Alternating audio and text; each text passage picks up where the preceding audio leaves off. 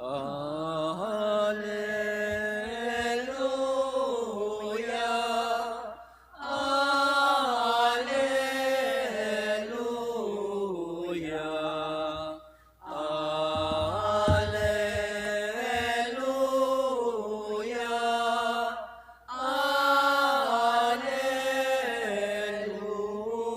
Alleluia. Hinirang tayo ni Kristo upang mamunghang totoo bilang mabubuting tao. Alleluia,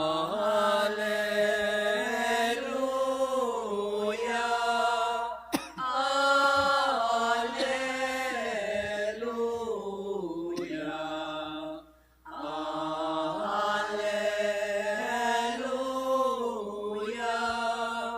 Alleluia, Alleluia. Sumainyo ang Panginoon. At sumayo rin. Ang mabuting balita ng Panginoon ayon kay San Juan. Papuri sa iyo, Panginoon. Noong panahong iyon, sinabi ni Jesus sa kanyang mga alagad, "Kung paanong iniibig ako ng Ama, gayon din naman iniibig ko kayo. Manatili kayo sa aking pag-ibig. Kung tinutupad ninyo ang aking mga utos, mananatili kayo sa aking pag-ibig. Tulad ko, tinutupad ko ang mga utos ng aking Ama at ako'y nananatili sa kanyang pag-ibig.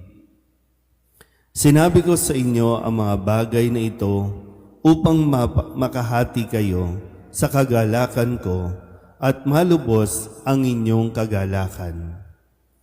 Ito ang aking utos, mag-ibigan kayo gaya ng pag-ibig ko sa inyo. Walang pag-ibig na hihigit pa sa pag-ibig ng isang taong nag-aalay ng kanyang buhay para sa kanyang mga kaibigan. Kayo'y mga kaibigan ko kung tinutupad ninyo ang mga utos ko. Hindi ko na kayo inaaring alipin sapagkat hindi alam ng alipin ang ginagawa ng kanyang Panginoon. Sa halip, inaari ko kayong mga kaibigan, sapagkat sinabi ko sa inyo ang lahat ng narinig ko sa aking Ama. Hindi kayo ang pumili sa akin. Ako ang pumili at tumirang sa inyo upang kayo'y humayo at mamunga at manatili ang inyong bunga. Sa gayon, ang anumang hingin ninyo sa Ama sa aking pangalan ay pagkakaloob sa inyo. Ito ang iniuutos ko sa inyo, mag-ibigan kayo. Ang mabuting balita ng Panginoon. Pinupuri ka namin, Panginoong Hesukristo. Isang magandang umaga po sa inyong lahat. Ngayon po ay Miyerkules sa ika-4 na linggo ng Pasko ng Pagkabuhay at araw po ngayon ng paggunita natin at pagdiriwang para sa kapistahan ni Apostol San Matias. So unang pagbasa, narinig natin yung paraan ng pagpili nila para humalili kay Judas na nagkanulo kay Jesus sa halagang 30 pirasong tila at para matupad pa rin ang nasasaad sa kasulatan na kumpleto ang 12 apostol na magiging haligi ng simbahang itinatag na ating Panginoong Jesucristo, kung kaya si San Matias ang naging kapalit ni Judas para sa paglilingkod. At si San Matias, sabi nga ng mga apostol, kailangan sa paraan ng kanilang pagninilay, sa dami ng, so hindi lang 12 po ang mga alagad na Jesus.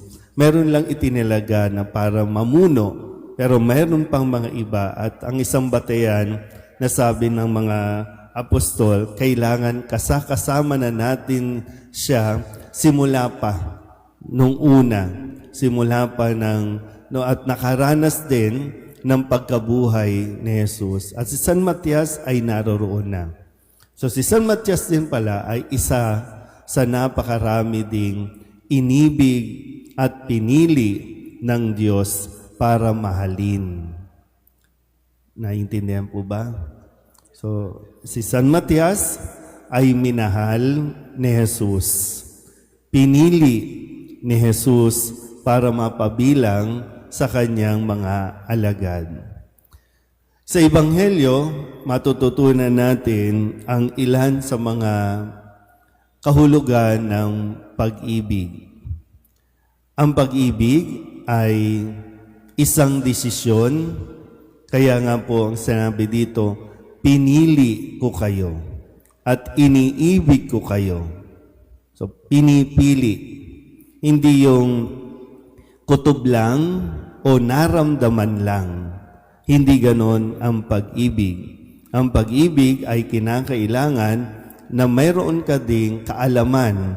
Kaya nga, ito ay utos ng Diyos, kung kaya si Jesus ay sumunod sa utos na ibigin ang tao. At pinili niya ang mga alagad at ito ay kanyang minahal. At ang sabi dito, para malubos ang inyong kagalakan. Makahati kayo sa akin ding kagalakan. Kagalakan ng isang tao ang magmahal. Kaligayahan ng tao ang umibig. So kung titigil tayo sa pag-ibig, mawawalan tayo ng saysay para mabuhay. Naintindihan po ba? Ulitin ko, ano? Sa ipinapaliwanag sa atin sa Ebanghelyo ngayon, ang paanyaya sa atin ay magpatuloy na piliin magmahal. Piliin na umibig araw-araw nang sa ganon mas malubos ang atin pong kagalakan. Kaya nga sabi, no, ito ang aking utos na dapat sundin. Kung hindi mo susundin, katigasan ng ulo ang paiiralin natin. Kung katigasan ng ulo, baka maging matigas na rin ang ating mga puso. Kapag matigas na ang puso, matigas na rin ang mukha. So, tingnan nyo nga mga mukha ng katabi ninyo. Malambot ba o matigas? Di ba? Kaya, parang minsan, tigil-tigilan natin yung mga kadramahan ng, no, di ba, ng, ay, mahal na mahal ko siya. Hahamakin ng lahat. Pagkatapos, ayaw na agad. Isang buwan, isang taon, paghihirap, pagtitiis, ayaw ko na. So, kaya nga, nagdesisyon kang magmahal, nagdidesisyon ka rin, putulin na, tapusin na ang pagmamahal. So, wag nyo nang gagamitin niya, ay, hindi ko na nararamdaman. Kasi nga, hindi pakiramdam. Hindi nakabase sa pakiramdam, kundi sa desisyon.